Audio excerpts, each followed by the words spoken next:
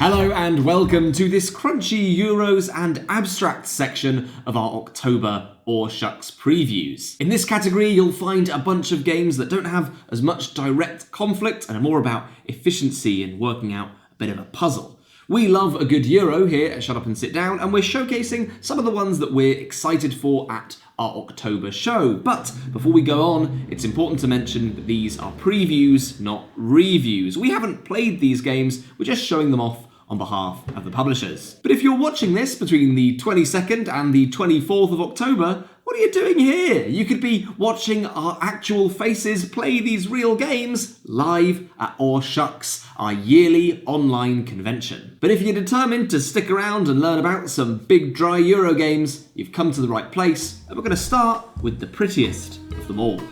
This is Bitoku from Devere Games, and this is blimmin' gorgeous.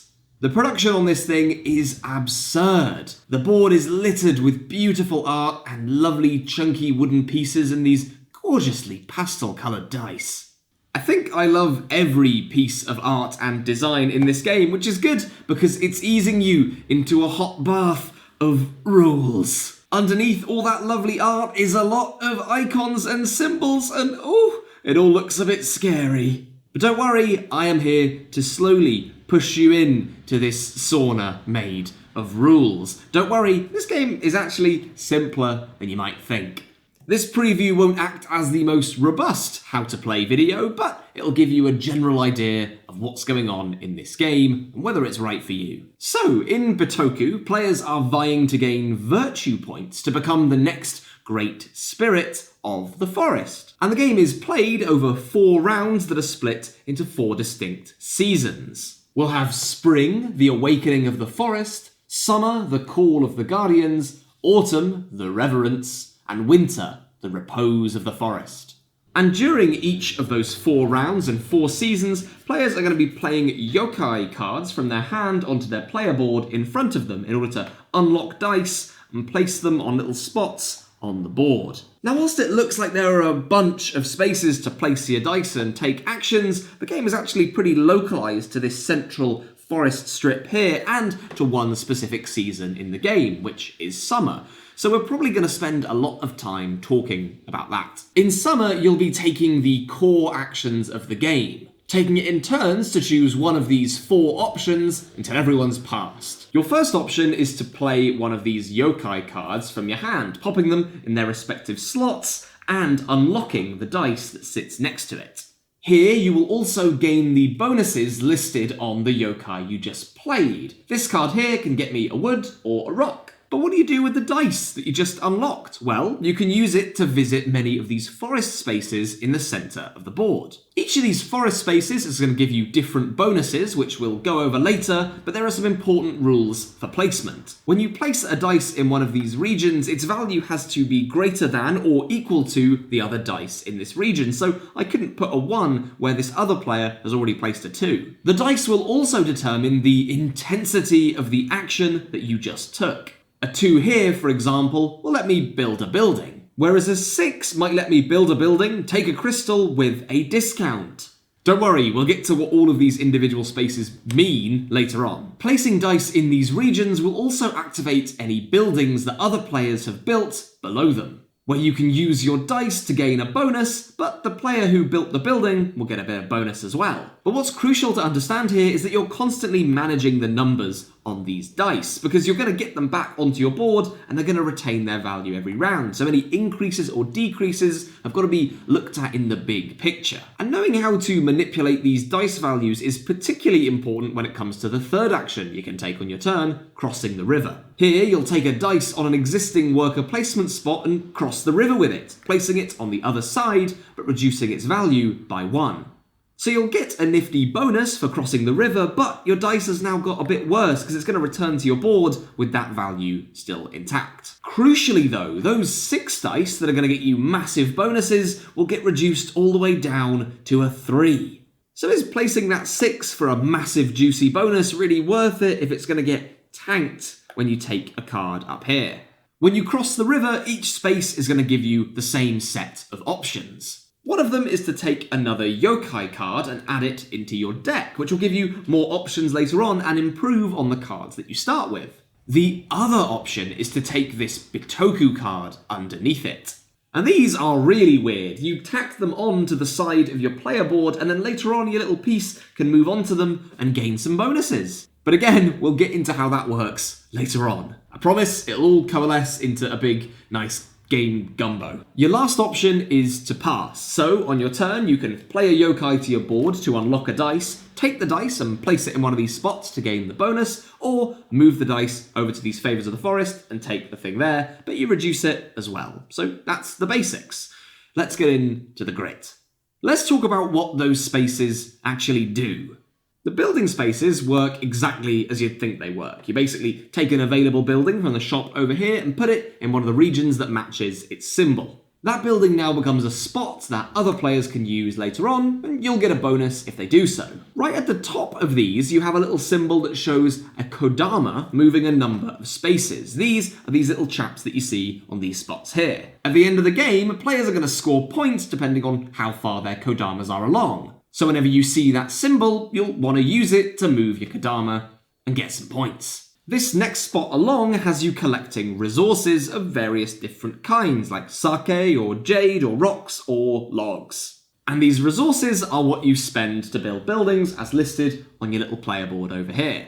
But they can also be used to fulfill these vision cards that you find in the center of the table. These represent specific tasks that you want to finish at the end of the game to gain some points, but if you fail, you'll lose points. The next set of spaces is the home of the Great Spirit, and this will give you these little amulets. What do these do? Well, they let you manipulate your dice values by the number shown by spending them. This will be great for giving you a bunch of different choices, and many of these spaces also come with their own bonuses. Crucially though, the dice placed in the highest spot in this region will secure you turn order for the next round. The next set of spaces is a bit more complicated because it's tied into these paths of wisdom up here. This little cane symbol represents movement points. And movement points will let you move your pilgrims that start asleep on your player board but will wake up as the game progresses and put them onto this path of wisdom and have them go on a little wander. Some of these spaces will get you immediate points or amulets, and some will get you the bonuses listed on these little gates here. Crucially though, these paths are a one-way system. So if you decide to pop up this little tree and grab some of these bonuses, you can't go back and will have to start a fresh pilgrimage. Now also, there are bridges to cross along this thing here, and you'll see this tiny Bitoku card with a tick symbol next to those. To advance past these, your fella will need to have moved along this Bitoku track over here. Remember these cards that you got from these spots here by doing these crossings of the river? They get put next to your board, and movement points can be spent to move along those as well, which will get you some stuff. The last of these spaces will get you Mitama or Dragonfly tiles that you can combine together to get a raft of little bonuses, take them off your player board and refresh and grab them again. Mitama spirits will give you the action listed on them, maybe taking resources, unlock dice or gain movement points. And the dragonflies that they clip together with will only score once you combine them. Then we have a couple other little symbols that are hiding in various places on the board. Firstly, we have this crystal symbol. This will let you buy available crystals from the shop and socket them onto your player board. Doing this might free up some of your pilgrims, so you can then put them on this track and use them in other places on the board, or you can put them next to your yokai here, which will then give you a bonus every time you put something into that space. Whew! And finally, we have these little rock statues that you can pick up and plop onto your board as well, and they'll score you points if you staff them with your little pilgrim tokens. That's a lot of rules and a lot of iconography, but it's all spread out nicely on these little player references. And when you're done with your dice placement and taking actions, the other three phases in the game aren't intimidating at all. Autumn simply has you deciding your new turn order, winter will have you returning your dice and resetting the game board, and spring has you drawing up a new hand of cards and grabbing any bonuses you'll get from crystals. So, to recap, you will place these yokai to take these dice to place them on the board to grab the bonuses, making sure that you're a higher number than the people that were there before. The bonuses might get you pilgrims that will advance you on this track and score you points, and that is basically the game. At the end of the game, you'll score points for pretty much anything you've collected, as well as having a good spread of Bitoku, being high up on those Kodama tracks, resonating their little rocks, and scoring or losing points based on whether they fulfilled the criteria on their vision cards. And that is all of Bitoku, a intimidating but gorgeous dice placement Euro game that, after learning these rules, I cannot wait to have a little go at. Once again, everything in this game is flippin' gorgeous, with relatively little plastic and a bunch of nice wood and cardboard and gorgeous art across the board. My favourites are these little pilgrim tokens with an awake and asleep side. Very cute and very useful. The rulebook makes the game surprisingly easy to learn if you've played a few strategy games in your time. And once you understand how the game's iconography works, everything becomes surprisingly straightforward. It's all very sensibly laid out. So that is Bitoku from Devere Games. It's the game with a fox that smokes a pipe and the lovely dice that you put on the board. Very interesting game for you up next. This is Mythic Mischief, designed by Max Anderson, Zach Dixon, and Austin Harrison. And with art designed by so many people, I'm just gonna flash the back of the manual up on screen. And what we have here is a very thematic and interesting and obviously gorgeous looking asymmetric game where players control different factions who are getting into trouble in their magical school. So the board represents your school's library, and this beautiful dark miniature in the middle is the Tome Keeper. And long story short, this is a game of shoving the members of your opposing gang in front of the Tome Keeper while trying to stay out of the way of him yourself. Now, to help you with this, you're going to see lots of magical books of your team's colour, which are mystic tomes, and you're going to be wanting to grab them during the match. I mean, is it a match if you're just trying to shove people in front of a teacher? I don't know, we'll call it a match. As you collect tomes, you're going to be bolstering your team's asymmetric powers, which is going to help you run around faster and cause more mischief. Because that's the name of the game, isn't it? Mythic Mischief. So, what I've set up here is how the game looks like from the very beginning. I've chosen Frankenstein's monsters versus vampires because, I mean, look, they're cool, but all the factions are cool, honestly. Except for wizards, they seem like huge nerds. We've also got zombies here, and all of this comes in the base set. You get all these lovely miniatures. But there are going to be faction packs as well. I understand that everyone backing the Kickstarter is going to get a special faction of ghosts, which will glow in the dark, and they've sent us some witches, trolls here as well. Now, there's all kinds of ways to play Mythic Mischief. You can play it solo, you can play it in teams. There's a really exciting looking kind of hardcore version where players don't come back after they've been caught by the teacher. But I've set up your basic game. This is just a 1 versus 1 two-player game. We've got a library here. We've followed our before lunch setup card, which tells you where the tomes are and where the Tome Keeper is walking, because the Tome Keeper is going to walk from number 1 to number 2 to number 3. Then the first round will be over, and then, I love this, we move into the after lunch phase, when because the Tome Keeper has had lunch, he is slower. But also, because your respective gangs have had lunch, they come back in with a new superpower unique to their faction. So Frankenstein's monsters get a bear trap, and the vampires decide that maybe they want a little dessert after lunch and start drinking blood, which makes them more powerful. But Quinn, stop talking about all this extraneous stuff. How do you play the game? Well, it's pretty easy, really, but it's also very interesting. It's not like anything I've quite played. Let's imagine that the Frankenstein's monsters are taking their turn. The first thing you're going to do is use all of the abilities you've got here. So the dice that are placed on your sheet show how many times you can use each specific action. So move, that's nice and easy. You can see we've got 3 movement points here. Every movement point you spend on your turn lets you move one member of your team into an adjacent space. Nice and easy. The rest of them aren't easy, and the rest of them immediately start. I mean, that's the mischief in Mythic Mischief. There's nothing mischievous about moving. All the mischief's going to be coming from the rest of your actions. The second ability you have is your faction's specific way of interacting with the other gang. So our Frankenstein's monsters here can throw miniatures that are on one side of them to the opposite side of them, whereas the vampires instead lure people towards them with glamour. The Frankenstein's monsters can barge bookshelves and knock them forward, whereas the vampires can conceal themselves by rotating the bookshelves around one another. And then both factions have the ability to distract the Tome Keeper, moving them towards in the closest sort of like, in the shortest distance, the Tomekeeper can only move towards one member of your gang. So, if you want the I should also say, after you've then spent all of these sort of actions or decided you're done, your turn's then basically over and you're going to reset your board, but also you're going to move the Tomekeeper a number of movement points towards their next destination. So, in order to get points in Mythic,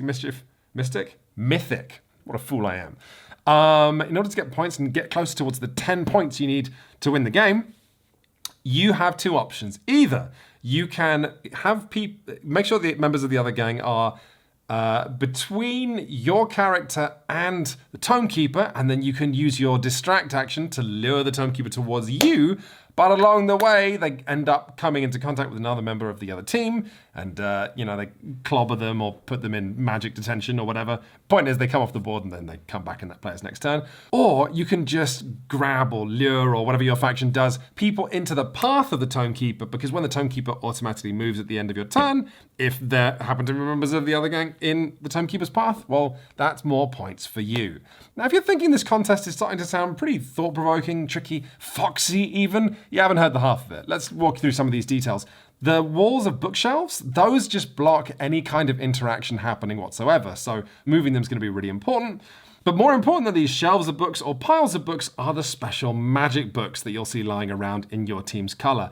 Every time that you move into one of these spaces, you're going to be grabbing that book off the floor, and then you can place it at the end of your turn, along with any other books you've got, on these tracks. And what this does is this pushes the dice you've got along one space, potentially rotating them to higher numbers, and that simply means you get more of that action for the rest of the game. If that sounds huge, it absolutely is. Do you want to try and outmaneuver a team that has way more movement points than you? It's not going to happen. It's going to be a nightmare.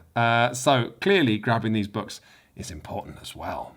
I know I've been saying this a lot during AwSHUX previews, but this game just looks fascinating. If you asked me, Quinns, what is Mythic Mischief similar to? I would say, and then I would escape out of the nearest window because I simply can't think of anything. I guess the theme of a magical high school could be overdone, but being sat in front of these components, it doesn't feel overdone at all. It feels really fresh and quite cool. I absolutely love the art design. I love the miniatures. I love the little plastic books and the tiny little numbered sort of dice, but there's no 6 on them, so they're not really dice, I guess. And then the puzzle itself, I've certainly not played anything like this. I'm almost intimidated sat in front of it because I have no idea what my first move would be. But I do know I would be very excited to find out. I think we can definitely file Mythic Mischief under games I will for sure be trying once AwSHUX is over. But for now, let's see what the next game is. In Icaion, from publishers Tabular Games, players take the role of seekers, venturing out into a cold, uncaring wasteland to harvest chone crystals, place these big machines, and avoid getting walloped by this giant, mysterious colossus. During the game, players are going to be moving around the board, extracting these crystals to deploy these machines that will unlock new benefits on their board. And before going into how the game actually works, it's important to mention that if you own Icaion and another Tabular game, Mysthea, you can pick up Mysthea The Fall, a standalone experience that combines the two into a unique new game.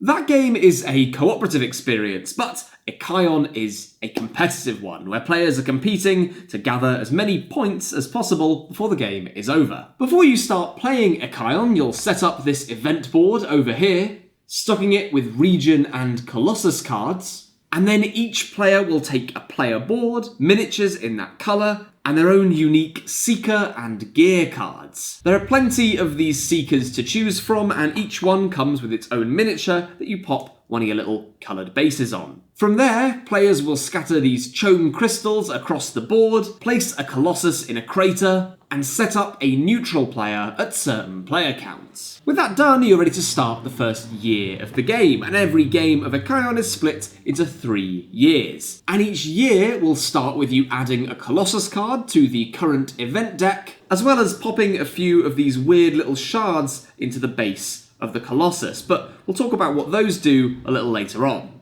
Then each player will get to take a turn, which forms a round. And at the start of each round, we'll draw one of these cards from the top of the deck, showing a region that's going to receive an influx of crystals this round.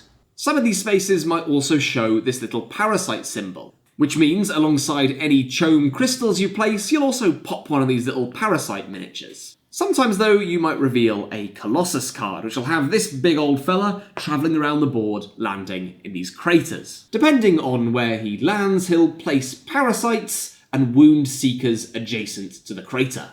With that out of the way, it's time for your players' turns, and on your turn you'll do 2 steps. Firstly, you'll decide if you're moving or staying put, paying a couple crystals if you want to set up camp where you are. And you might also be able to move additional spaces if you've cleared out this middle row of your board, but we'll get to that in a moment. Once you've decided to move or stay, you'll then take an action from this list. The first action, extracting, is super simple. All you do is take a chome crystal from every region you are adjacent to. However, you only start with 2 of these null cages to store that energy in, so you'll want to upgrade this row if you want to place any more.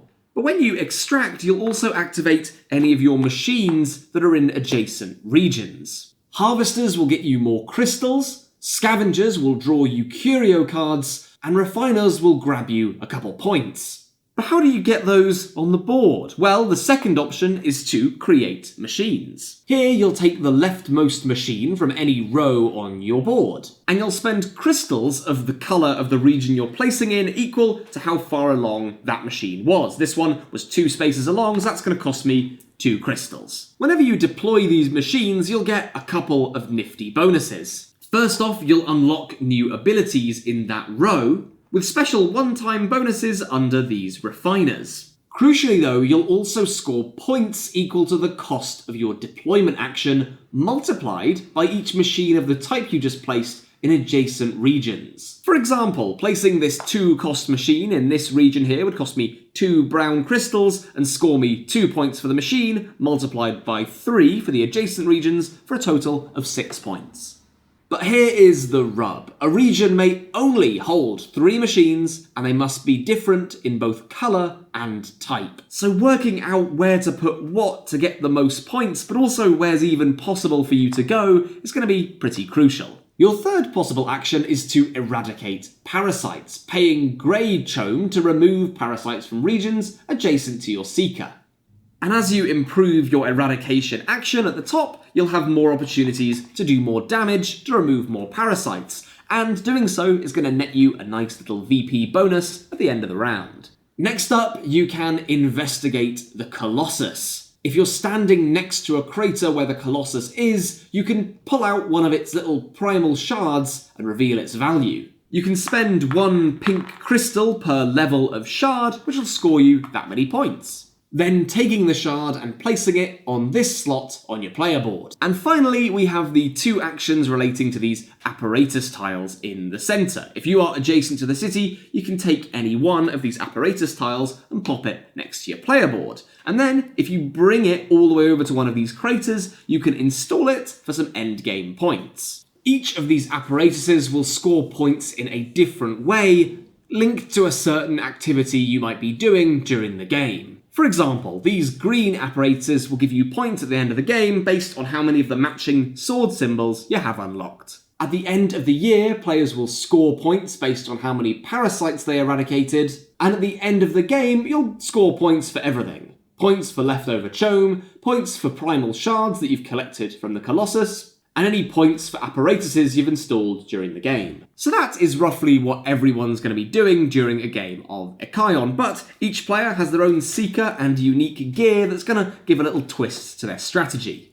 Alongside these unique abilities, players will also draw and play these curio cards that'll confer little one-time boosts to supplement their strategies. And so that is Icaion from Tabular Games, a game that takes between 90 and 120 minutes and seats between 2 and 5 players. And remember, you can combine it with Tabula's other game, Mysthea and Mysthea the Fall, to produce a huge cooperative experience. That's Icaion. Now on to the next preview. Hello and welcome to this considerably more overcast and dreary version of AwSHUX Previews, where I'm taking a look at Fleet the Dice Game, a game about being fishermen trying to compete to do the most fishing. This is a roll and write game where players are going to be rolling a bunch of dice and filling a bunch of boxes. We've talked about this game previously on the Shut Up and Sit Down podcast, but if you're new to Fleet, let me indulge you with a bit of a preview. So at the start of the game, each player is going to receive a couple of these sheets, and we'll place some dice in the centre of the table, depending on the number of players. I've set up a 3-player game here, so we're using 4 dice, one more than the number of players. So at the start of the game, the first player is just going to roll those dice. In turn order, each player will choose one of those dice, leaving one left in the middle. Depending on what dice you just picked, you're going to fill in a box on the corresponding fishing boat. I picked swordfish, so I get to fill in a swordfish box. You'll notice on these columns that some of the spaces will say license or boat, and whenever you reach those spaces, simply fill in the license or boat of that kind. Simply put, the licenses are going to get you an array of fancy bonuses depending on which column you put them in, and the boats are going to get you more boats, which will get you more fish when it comes to the fishing phase. But hold your horses, we've still got 1 dice left over. Every player then fills in a box corresponding to the last dice left. Once everyone is done with those dice, we move on to the income phase, where players will take coins depending on how many of these income generating boxes they've ticked. For instance, filling in this lobster license will get me 1 coin every income phase. These coins are super useful because whenever you fill in one of these stars on your coin tracker, you can fill in any box that you fancy on your sheet, so long as you're going from top to bottom, and gain any of the bonuses listed from that box you just filled in. Once everyone has taken their income, we will then do fishing, and depending on how many boats you have in each of these columns, you'll receive fish in this phase. Fishing only happens on evenly numbered rounds, but every time you fish, you'll fill in one of the boxes on each boat that's eligible, and each fish is worth a point at the end of the game. So if I've got all 3 of these cod boats, I'll be getting 3 fish around every single income phase, meaning I will be drowning in points. Once every player has done their income and their fishing, we then move on to the town phase. For the town phase, we usher away these pathetic boat dice and replace them with a new set of town dice that, when rolled, are going to give us access to the right-hand side of our sheet. These dice are selected in exactly the same way as before, with each symbol matching up to a different area. The market will get you coins based on how many fish you have on your boats. The harbour will let you fill in these specific boats, like the Captain's Club that will let you have private fishing rounds, the research vessels that will get you points, and the barge, which gives you extra fish storage. The last of these symbols is the wharf symbol, which will give you access to the wharf area, which has a bunch of unique bonuses. The canning company, for example, will give you income for your full boats. The smokehouse gives you extra coins from the market, and the seafood buffet will give you points if you have 1 of every fish. And that is basically all of Fleet the Dice Game, a game of chucking dice and filling in more boxes than is humanly possible. This edition also comes with a solo mode with unique captains to face off against, as well as a trophy cabinet for unique scoring opportunities. And so that is Fleet the Dice Game, a competitive fishing roll and write for 1 to 4 players from Eagle Griffin Games. Up next, we are looking at a digital game. Look, I'm in the digital realm. Opposite me is the Sight Zone Ava Foxfort, and we are using the piece of software known as Sovereignty. And they have asked us to preview the game Isle of Cats, which you can play on their software with your friends or on a phone, on a computer. And Sovereignty has a bunch of features that you might want to look into, but most importantly, you have avatars. And here are randomly assigned avatars. There's Ava, and there's me. Don't turn around too quickly in Sovereignty because you can really frighten yourself. But I'm not just here to talk about Sovereignty. They've asked us to walk you through how to play a game that is available on their platform, and that game is Isle of Cats, published by City of Games. And this is a game, as you can see here on the screen. I've got a boat. Ava opposite me, she's got a boat. And we are trying to fill this boat with treasure and cats because we've just sailed to an island that is absolutely packed with treasure and cats. And if you've played one of these tile line games before, you might guess at what you have to do here. You want to fill as much of this board as possible, but of particular interest are creating families of cats. You can see some scoring down there. By connecting cats who are the same color, so they're touching and adjacent, they are in a family. As you can see down here, if you can create a family of up to 3 cats, you start getting points. But 10 cats gives you 40 points. Imagine having that many points. Imagine having that many cats. But also, you're going to get points if you manage to cover up all these rats, who are otherwise nasty negative points. But also, eagle-eyed viewers will see that the ship is divided into rooms. We've got a tiny room here, second room here, a third room here, which I believe is known as a deck. I know how ships work. And then we've got some bedrooms there and there, captain's cabin. And by completely filling each one of these rooms, each one will give you points. But there's more going on here. You see, you can play Isle of Cats as a family game where you just put cats on a boat, and obviously that's great. But Ava and I are playing the full-blooded, that's not a turn of phrase, sort of strategic game, and that includes drafting. So, we've played around already, which is why I have this fetching blue cat and some treasure, so my life's going great. But those 3 cards you see at the bottom are the cards I drafted and didn't use last round. And then above them, you'll see the cards for this round. So, I'll just, for the purposes of this preview, walk you through a round of Isle of Cats. So, this is the draft. Ava selected her cards, so I need to pick a couple. And you'll see different colors here. Blue cards are cards that are going to give you score multipliers. So that's obviously really good. They're just points. But by taking blue cards, you're denying yourself the ability to fill up this boat. So you want to strike a balance of scoring cards, which I have none of, so I might just grab a couple here. Ooh, that's very specific. Let's draft that because I'm not going to finish this game. And then you can get half baskets and boots and full baskets and boots. How do they work? Well, let's draft them, and I'll explain in a moment. Now, the draft in Isle of Cats is simultaneous, meaning each player is going to receive a hand of cards and then decide what they want. Let's see here. So green cards are going to be useful immediately. You can see I've got green cards here and here.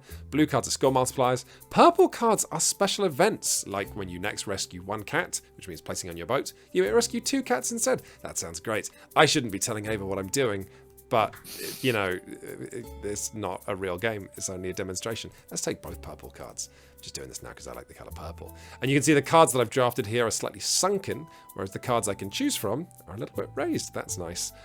Gain a fish for each common treasure on your boat. Fishes are good. Let's have that. And let's have this card because it's... Ooh, that card's free to play, though. What you want to pay attention to here is the number in the top left, and then confirm my final card that I'm just giving to Ava. Given by Ava. So, we've got all these cards now, and there's a subsystem in Isle of Cats that's just pretty interesting. You don't just get to use these cards. Oh, no. Instead, each player has a selection of fish that they receive every round, and fish, if you look in the top left of these cards, are what's used not just to rescue cats, but to also play these cards. So, I'm going to... let's see. I'm going to use that. Baskets are how many cats you can draft. Boots are how fast you go. Let's get that scoring multiply card in there. I like this. When you next rescue a cat, you get 2 cats instead. And let's just use both those half baskets because 2 half baskets added together count as a full basket. And Ava is still making her decision of what cards to play because even in this fake demonstration game, she's kind of a fan of Isle of Cats and she's sort of playing this game despite her best interests. So now this is a tough decision because we've got to decide which of these green rescue cards we're going to play, or we can select play none. Now, I made a mistake earlier in the game and accidentally didn't play any of these, which was bad. But that's the kind of situation you get yourself into when you're playing games digitally and they don't let you cheat. So I'll grab all those. That's a whole bunch of baskets, and then I'll pay with my fish. And then I can use these, whatever fish I have left over, to draft cats. And that's actually going to be a little tricky because although these cats are drawn totally at random, these cats on the left side of the board that are placed out this round cost 3 fish per cat you want to rescue. These ones on the right cost 5. What's the difference? Nothing. They were just randomly put to the left or the right. Ava's still making her decision, so let's just look at what we might want to do here with... And now who goes first? That's a question of who drafted the most boots. So the number of boots you draft in a given round or pay for with fish determines who goes first. And Ava played more boots, which is why she's going to get first pick of all these cats that you want. And remember I said earlier that you want families of light-coloured cats? That makes who goes first really important. Because if there's only one cat of a particular color and your opponents know you want it, then they can very easily put you in trouble. I believe I drafted a score multiplier here that wants green cats. Okay, there's no green cats for me to draft. That makes this decision slightly simpler. Let's just take this fetching straight line because straight lines make... Well, they don't make the world go round, do they? They just do anything. And now some, naming no names, but some software that lets you play board games online make tile placement really difficult. It's difficult to rotate and flip and everything. Savranti does make that quite easy. That cat went right where I wanted. So that is good. So let's talk a little bit, just to round up, about the tile placement puzzle you're playing here. It's hard, because while your first tile can go wherever you want, future tiles have to build outwards from the tiles that you've placed. So while I'll definitely want to cover these rats, and I want to keep cats of light colours together, that's going to be extremely difficult when I can only build outwards from the same point. Let's definitely play that anytime card I had, which is when I next rescue a cat, I can rescue 2 cats instead. And then let's choose an anytime card first. Done. Select cat to rescue. Now I do have that exciting leopard print cat, so let's get another leopard print cat. And with that, I'm on my way to having a happy cat family. And look, I can cover up that rat as well. My game is going great, and I'm not going to look at Ava's, but yeah, no, look, she's just, even from over here, I can just see she's doing really well. That's annoying, isn't it? Well, just because she doesn't have to talk and explain the game, she can just play the game. Select a cat to rescue. No, hang on, no. I should have picked the one on the cheaper side, shouldn't I? I'll tell you, before I say goodbye, because I've given you a little introduction to Savranti and Isle of Cats here, I should mention that this game's a real looker, isn't it? I mean, it's one thing, if I were to tell you, it's a game about saving cats on a boat, you'd think, that sounds really cute. That sounds like it could be pretty. And isn't it just boy, has it made the most of its theme. Every cat is in a different pose. You've got, just these seductive-looking piles of coins and antiques as well. And then cats. This boat would just be an absolute, place to be, wouldn't it? It's just an absolute... it's a dream boat, if you will. But we can't sit here looking at cute pictures of cats all day. We're going to have to see what the next game is. Up next, we have Brick and Mortar from Octoraf Games. This is a game about players running their own little row of tiny, dinky little shops. During the game, players are going to be building these shops, stocking them with goods, and trying to make a little bit of money. And at the end of the game, the player who's invested the most cash will win. I've got a 2-player game set up here, and first off, I just want to mention how charming this game is. Each of the individual shops is characterised by having its own unique piece of art, and there's these lovely sort of soft-coloured cubes that the game comes with. Everything's very rounded and cutesy and stylised. Very nice. But we don't care about how soft and lovely this thing looks, we care about the rules. And even though this game has a big chunky rulebook with an intimidating turn structure on the back, it's actually pretty simple. But before getting into the grit of what a round of Brick and Mortar looks like, let me show you these little shops. Each shop has a name and a price and a utility cost at the top here. And below that, you'll see some shelves that can hold certain kinds of goods, with some shops holding multiple types. Each shop comes with a point value at the bottom, and most will also come with their own special ability. This natural grocery is going to get me extra cash for my green cubes. And players are going to build these shops in a row in front of them, creating their own little ecosystem of retail. But let's talk about the game itself. In short, Brick and Mortar is a game that will take place over a number of rounds until someone gets a bunch of points or we reach this little calendar marker here. And on your turn, we're going to do several different phases, starting with the build phase. In the build phase, players can pay to build shops in the row in front of them, spending the cost listed at the top to plonk it down on your board.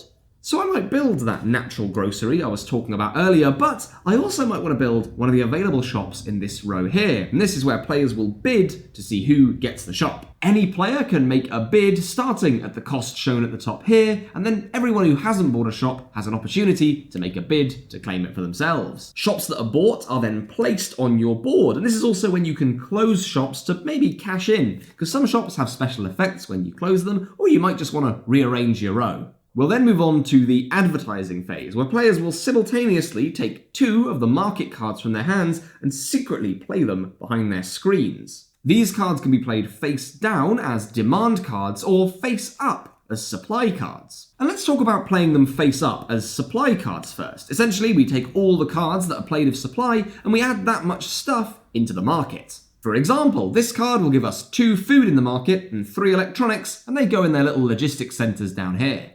Obviously, this will have players flood the market with goods, which players are then going to bid for in the rest of the supply phase. I would like to stock my natural grocery with its maximum 5 food, and there's only 6 available in the market. My friend is trying to stock their organic grocery too. When there's competition for a particular kind of resource, players are going to secretly use their dials to bid on what they fancy. Simply set the price of what you're willing to buy that good for, and then everyone reveals simultaneously. The player who bids highest gets the privilege of buying first, but they have to pay the price they set out for, so I'd be buying these cubes at a horrible $4 each. Anyone left will then get to scoop up the remainder at the price that they set. Any goods that you buy this way will get plonked on your shelves, making sure that you never go over the total stock for that card. But stock that is sitting on shelves isn't worth anything, which is when the next phase, the sale phase, comes into play. In the sale phase, players reveal the cards that were set aside earlier to work out the demand for each kind of product. There's only 1 food card here, so there's only demand for 3 bits of food. Once again, myself and my friends' grocery stores are competing. Here we will bid again, placing a quantity that we can sell and a price that we're willing to sell it at. Now here, the lowest bidder gets to sell first, and my friend, knowing that I probably don't want to sell these at a loss, has gouged me price-wise, selling them for dirt cheap to this here market. Any money that's made in this way is taken out the bank and added to a player's stash, ready for investment later on. Once all players have sold to the market and gained money for doing so, we'll then do a little bit of upkeep. The first thing that will happen is we'll take inventory. This is where goods begin to spoil, moving from the upper shelf to the lower shelf in your stores. And if they slide off the lower shelf, that's all spoiled. Now, some places have benefits for spoiled goods, but mostly you're just looking at lost profit. And that makes sense in the case of a natural grocery, but it is stretching the theme a bit when the jewellery peddler's fine rings are going off. I do like that kind of stuff. Once we're done taking inventory, each shop will then have to pay its utility bills, as shown as the top here. It's a bad term for my natural grocery, because I'm spending another $3, which is not good. My business is failing. Then we arrive at the final step, which is investment. And at this point, players can pay any cash they've got on hand to invest in points.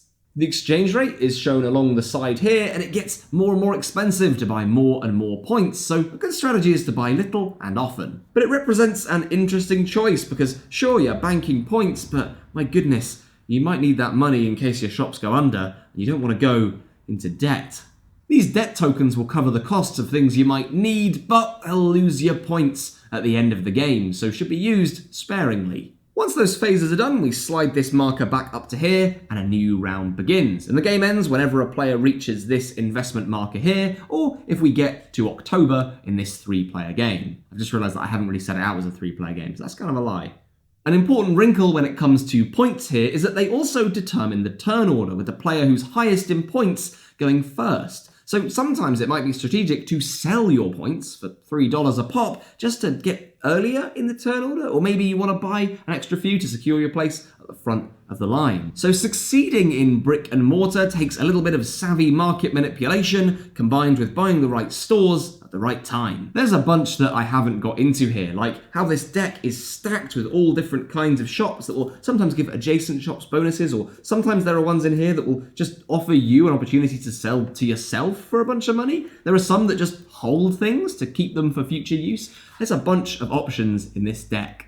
Players also have an exceedingly useful screen and little card reference that will show you the rarity of each of the goods in the game so you can work out what a good deal is. And so that is Brick and Mortar, a cozy little game of setting up a bunch of codependent shops that will get slowly beaten into debt by the needs of the market. This one seats between 2 and 4 players and takes between 60 and 120 minutes, and I think it's available for pre-order now.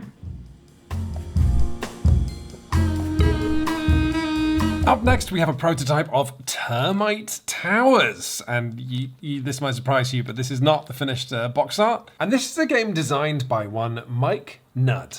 And what we have here is a small box worker placement, well, dice placement game about termites. We've got a 2-player game set up here, but full game will have components for up to 3 or 4 players. We've got blue versus orange. And the basics of the game could not be simpler. So at the start of each turn, each player is going to roll their dice. And you might notice, if you're eagle-eyed, that some of these dice are bigger than others. That's because both players have and can breed normal worker termites and bigger soldier termites. And in short, soldier termites can dislodge any opposing termite from the place that they're on. A bit like Lancaster, if you've played that classic game, but with significantly more termites. So the objective of this game is to try and build a termite tower. And the way that works is you're going to grab blueprint cards, and then by assigning termites to them and wood, you're then going to play Termite Tetris, which could have been an alternate name for this game. Those shapes get placed on your sort of tower on the right-hand side of your player board.